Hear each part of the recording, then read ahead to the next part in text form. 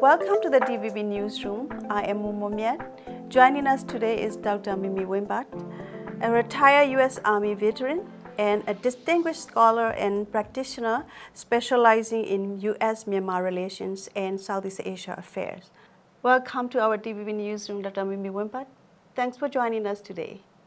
Thank you for having me. And I've been reading about your news traveling across Europe, and you've been talking to Myanmar community and also international community as well. So I would like to know about motivation behind all your trips and how your trips shape international policy and awareness toward Myanmar issue. I have two objectives going to these trips. One is to engage with the Myanmar diaspora, who are very, very important to this revolution. And I just also want to hear how they're seeing the conflict, how they're feeling, what are their issues, and then also, I share my own view with the diaspora on where I think the conflict is at. And then second objective is to shape some of the policymakers and decision makers on their Myanmar policy. So I engage with their Ministry of Foreign Affairs folks, then some of the think tanks that has influence on their policy on Myanmar. So I just have dialogues with them and try to explain to them, where the conflict is based on my research and understanding, assessment. Many of the ASEAN countries hold their kind of ASEAN non-interference policy toward Myanmar. Many of the countries turn blind eyes on Myanmar conflict as an internal affair. Is non-interference policy still applicable to Myanmar? How should neighboring countries consider Myanmar affairs nowadays? I think that ASEAN need to see Myanmar affair as a regional affairs because yes, it is an internal conflict, but it has the wider regional implications, especially more acute for the neighboring countries. So, for example, all the refugees flows are going into the neighboring countries, and then also there are a lot of transnational security problems that came with this conflict. So it is not just contained within the inside border of Myanmar. It does have a larger regional implications for stemming from this conflict. So they need to really look at it that way rather than just purely internal. In a way, by saying so, it's a little bit of a I think misnomer, and also in a way a little bit lazy policy making to say that. Yeah, it's also another issue. Myanmar-Russia relation is another issue. Some political analysts said the military ties between Russia and Myanmar are getting higher since the coup. Obviously, SAC relies more on Russia than China. And how is SAC relationship with China after the 1027 operations or 1111 operations? There are many, a few operations in 2023 that change policy of neighboring countries like China or Thailand toward Myanmar regime. And can you please explain about your observation on that operations and the policy of the neighboring countries? From when the coup occurred, right, in 2021, most countries thought the military is too big to fail, so military will win again. But what they are starting to realize is that military is on the verge of collapse. And especially after the Operation 1027, there's a real visible win, and visibly the international community is seeing the resistant coalition forces working together, cooperating together, and they knew that that cooperation is key to overcoming the military firepower. So, as the resistance forces gain the territories and then win on the battlefield, I think that's where the international community woke up. And for China specifically, you asked the China question. China was initially they were supporting the military junta, but they realized that they are a part of the problem when it's come to these scam center, the cyber scam centers that are being facilitated and benefiting from by the military. So they really understood that they can't really rely on the military, and then plus on top of it, military is not able to control the country. And our latest data is showing less than half the country is under the control of military now, and the rest of it all controlled by the coalition forces and EAOs. Yeah, but at the same time, SAC is trying every possible ways to counterattack the opposition forces. Like they are asking Russia for anti-drone attack to the the opposition forces and ethnic armed groups. Is there any potential by the SAC against the opposition forces? More drone attacks or more attacks supported by Russian technology? Military has always focused on firepower or equipment or, the machine, war machines, but they don't focus on a strategy at all. And wars are won by strategy rather than by firepower, right? If firepower was a deciding factor, the people, the coalition forces have far less firepower, and they have they have been able to successfully push the military, right? Beat the military up to this point. And so it's all about strategy. And then, and this is also a insurgency, counterinsurgency type of operation. And this type of operation, the primary, actually, we call it center of gravity. The primary element for victory, winning, is people support. When you don't have people support, you cannot win. So I think that's what we're seeing is all that, right? But military will continue to focus on the weaponry and the firepower because that's all they have left. But that is not a winning factor in art of war. Yeah, I noticed in one interview you mentioned about the changing operation environment in Myanmar conflict today.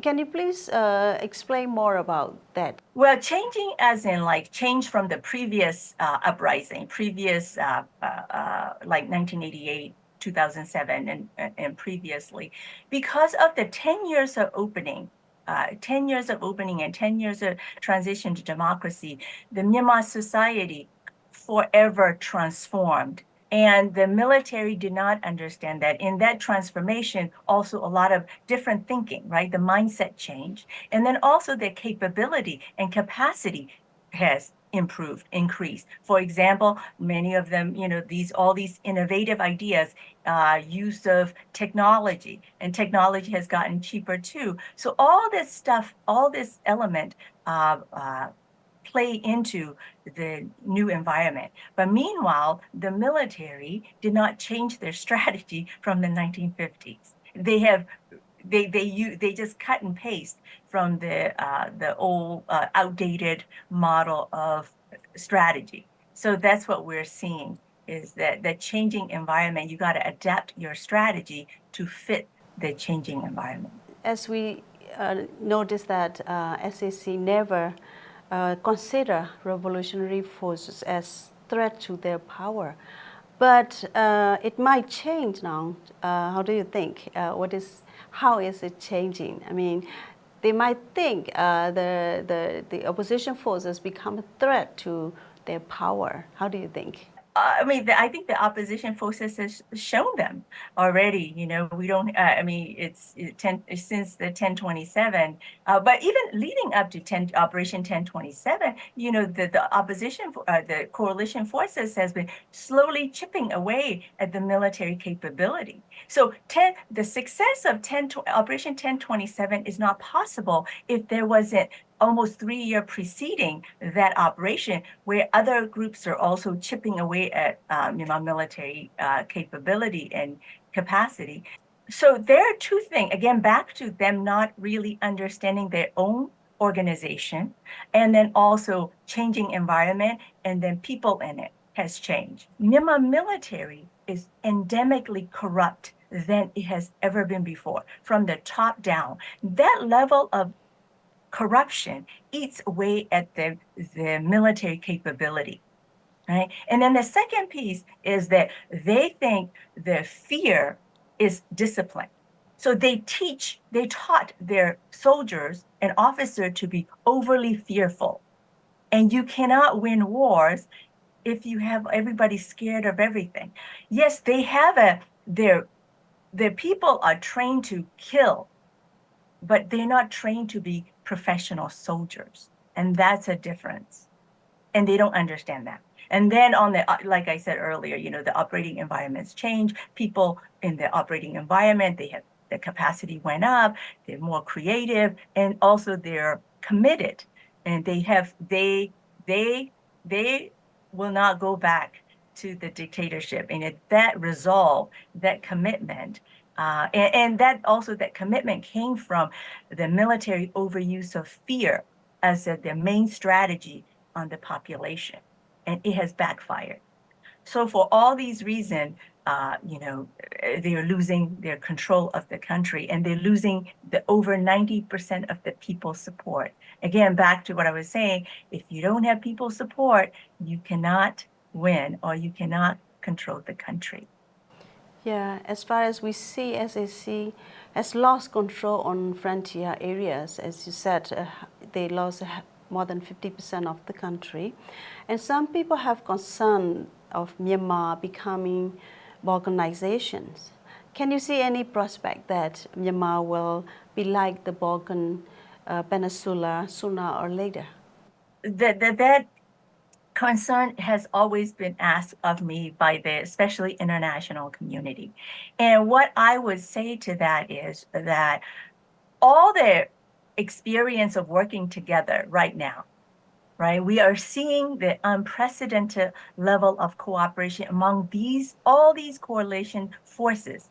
And this is the first time in Myanmar history that these groups are fighting side by side against a common enemy. In the past, in some cases, some of them are on the opposite side, right? So this level of cooperation, and this cooperation was very difficult, very difficult.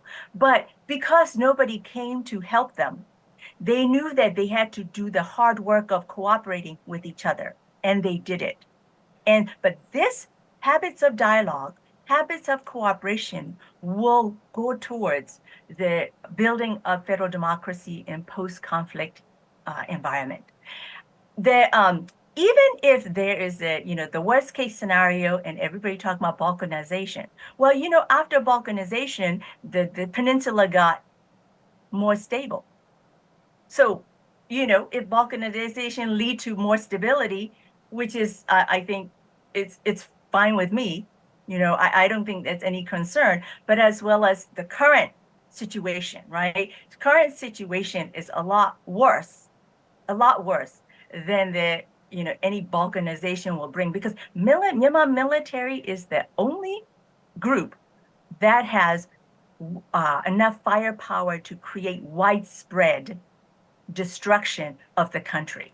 They have been dividing. They have a strategy of divide and conquer, right? And they're making sure that there is a misinformation, a misunderstanding between groups.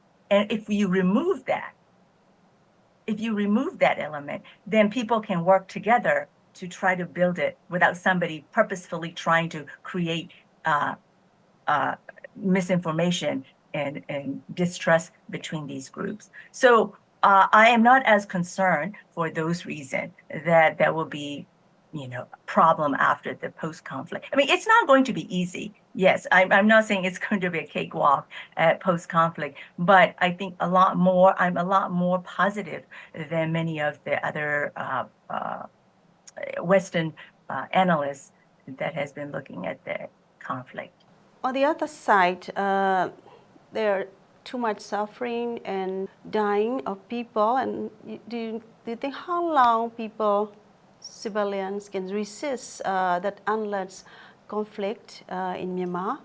And also I have, there are many questions coming up, like, can we really get rid of the military institution that have been in Myanmar for 7 or 8 decades? Is it realistic? The opposition forces can get rid of military institution?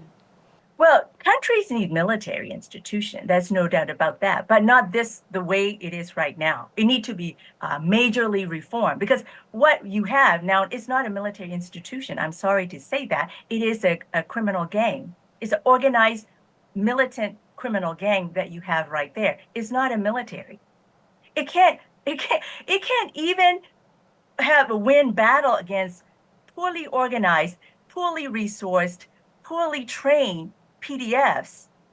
How are they going to be able to defend the country from the foreign invaders who are much more powerful and more organized professional militaries, right? So really what you have is no longer the military, it is a militant organized criminal gang group.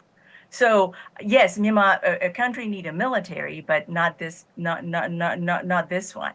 So there's a lot of security sector reforms and professionalization of military has to occur in post-conflict situation.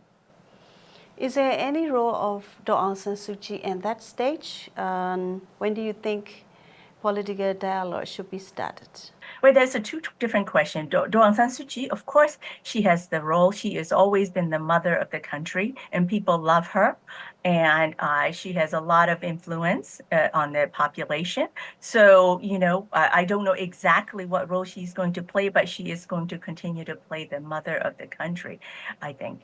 Political dialogue should be happening right now amongst the coalition forces.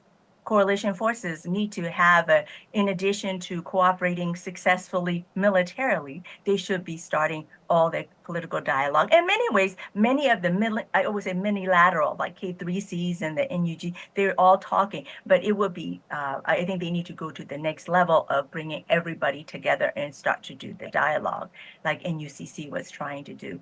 And then as for the dialogue with the military, until the enforcement mechanism has been figured out, right? Because military will break any agreement. When you start to negotiate any agreement, they will most likely to break it. So when they break it, what is the enforcement mechanism? Until the enforcement mechanism has been thought through or ready to go, then sitting down for dialogue is kind of waste of time at this moment. Until the time military is so weakened that coalition forces can enforce on them by themselves. Unless external force come in and say, okay, we will enforce it for you, then you can dialogue. But until then, it's just a waste of time, because we know 100% that military will break the negotiated agreement. Thank you so much for your time sharing with us, Dr. Miemie Winn Byrd. And we are very grateful to have you in our newsroom. Thank you. Thank you. Thank you for having me.